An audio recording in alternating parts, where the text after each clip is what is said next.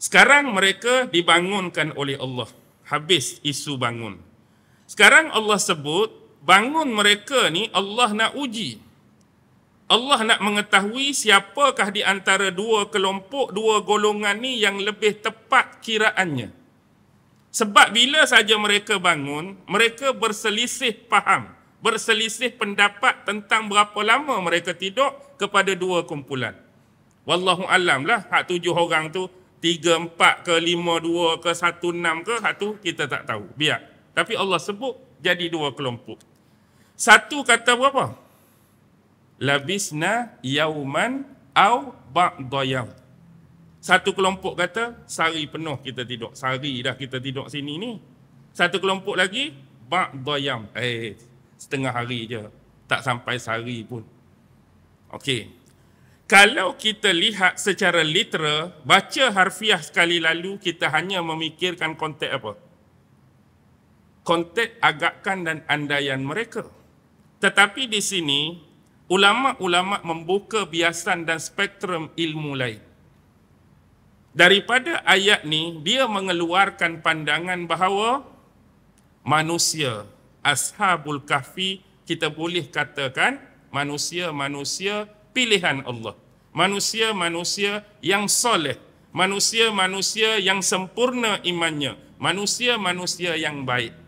Manusia yang punya ciri type-type yang saya sebut ni, pilihan Allah, sempurna iman, soleh baik, pun tidak akan terlepas daripada perbezaan pandangan dan pendapat. Baru bangun tidur je, sifat ni semua baik, sifat ni semua soleh. Dah jadi norma, tak boleh lari manusia ni akan berbeza pandangan. Tu kata hak sama baik. Apatah lagi hak kita lihat dalam media sosial, hak kita lihat dalam dunia nyata kita. Confirm akan ada perbezaan hak alim dengan hak jahil. Hak tahu dengan hak tak tahu. Hak mengerti dengan hak tak mengerti. Hak faham dengan hak tak faham. Confirm lagilah ada perbezaan. Ni pun hak sama-sama baik, hak sama-sama soleh. Sehari ikut. Setengah hari ikut. Tapi hakikatnya apa? Dua-dua betul ke dua-dua tak betul? Dua-dua tak betul. Hakikatnya dah 300 ditambah 9 tahun dah. Jauh lari daripada agakan dan andaian mereka. Cuma bila berkait dengan perbezaan pandangan, saya nasihatkan diri saya dan tuan-tuan sekalian, jaga 3 benda. Pertama ialah, bila kita ni terlibat dengan perselisihan, perbezaan pandangan ataupun pendapat, nombor 1, memang jangan ta'assub. Jangan ta'assub. Terutama jangan ta'assub kepada tokoh-tokoh tertentu. Jangan ta'assub kepada guru-guru tertentu. Jangan ta'assub kepada individu tertentu. Lebih-lebih lagi jangan ta'assub kepada diri kita sendiri. Dari sudut umum, orang-orang alim, kita sanjung kealiman mereka. Kita ambil berkah, kita ambil ilmu-ilmu daripada mereka. Tu tak nafi. Tapi sekiranya kita ta'assub, sekiranya satu masa, bila sebut manusia, kita mungkin tak sunyi dan sepi daripada tergelincir ataupun tersilap. Sekiranya kita meletakkan ketaksuban duk di depan, aku taksub pada guru ni, aku taksub pada individu ni, sampai masa walaupun dia baik, waktu dia tersilap dan tersalah tu, kalau kita taksub, kita akan backup, kita akan pertahankan kesilapan dia. Taksub punya pasal. Nak ambil ilmu dengan dia sebelum ni, ambil lah. Hak dia tak tersalah tu. Hak time dia betul tu, tak kisah. Tapi timeline ni dia tersalah dan orang menyebut kesalahan dia. Jadi kalau kita ta'assub pada dia, Tok Guru aku tak salah. Tok Guru aku alim, mesti tak salah punya. Dia akan jadi ayat-ayat lagu tu dah. Sedangkan dia buat silap sekarang ni. Dia nak ta'assub boleh. Ta'assub lagu mana? Ta'assub pada kebenaran tu sendiri. Maksudnya hak mana benar, aku taksub pada kebenaran tu, tak kira daripada siapa dia datang, tu tak ada masalah. Sekiranya orang zaman ni taksub pada parti politik, tokoh politik, kalau cerita bab dia tak ada masalah lah. Walaupun confirm salah, kadang-kadang fitnah orang, kadang-kadang menipu, tapi taksub ke parti yang punya pasal, tak salah. Hak ni lah terbaik, hak ni apa, macam-macam cerita dia keluar. Bukan nak kata tentang tu, tapi nak kata time dia buat salah, betul-betul salah, salah lah. Takkan nak kata betul lagi. Time dia memfitnah, time dia kata buruk, takkan nak kata betul lagi. Okey. Yang kedua, jangan ego. Berselisih pendapat, selisihlah, jangan ego. Sekiranya kita tu jelas jatuh pada kesalahan. Mengakulah kesalahan. Oh, saya salah, saya terkilap. Saya blind spot dalam keadaan ni. Saya tak nampak sisi ni yang menyebabkan saya boleh jatuh tersilap. Tapi dia berbeza dengan tawakuf.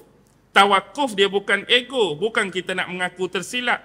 Tawakuf ni boleh jadi bila orang bagi pandangan yang dia rasa betul tapi kita tak yakin lagi hak tu betul secara 100%. Bagus dah. Lebih bagus daripada hujah aku. Lebih baik daripada pendapat aku. Tapi aku sendiri pun tak apa yakin lagi, tak kuat lagi. Jadi tawakkuf ni kita nak cari dulu. Nak cari kepastian. Cari dalam satu tempoh, oh betul lah. Hang kata tu betul. Itu tawakkuf. Itu bukan termasuk ego.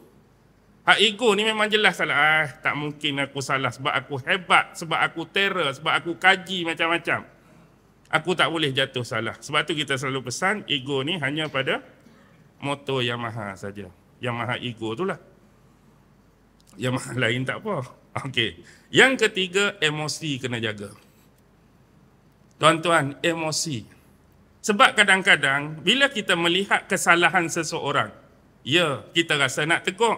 Mungkin kita ada ilmu pasal benda tu, pasal tentang tu, tak ada masalah. Tapi bila kita letak emosi, terutama dia melibatkan kumpulan tertentu. Ni grup A, lama dah duk jaki dengan grup B. Ni aliran ni lama dah duk jaki dengan aliran ni. Tiba-tiba aliran ni buat silap. Inilah peluang aku nak bantai ni. Memang belah dia betul dah. Tapi bila emosi duk depan, perkataan yang keluar tu tak seronok nak dengar. Hei, bangsa ni 2-3 kali dah buat silap. Aku tegur dah dulu. Tengok perkataan yang keluar. Hang nak tegur, tegurlah. Tak ada masalah. Bila dia buat silap. Tapi perkataan-perkataan tu. Celakalah. Bangsalah. Laknatlah. Kita nak tegur orang atas kebaikan tapi perkataan tu bila emosi duduk depan. Itulah manusia biasa, bahasa dan laras emosi dia pasti akan keluar benda-benda macam ni kalau tak jaga adab. Okey.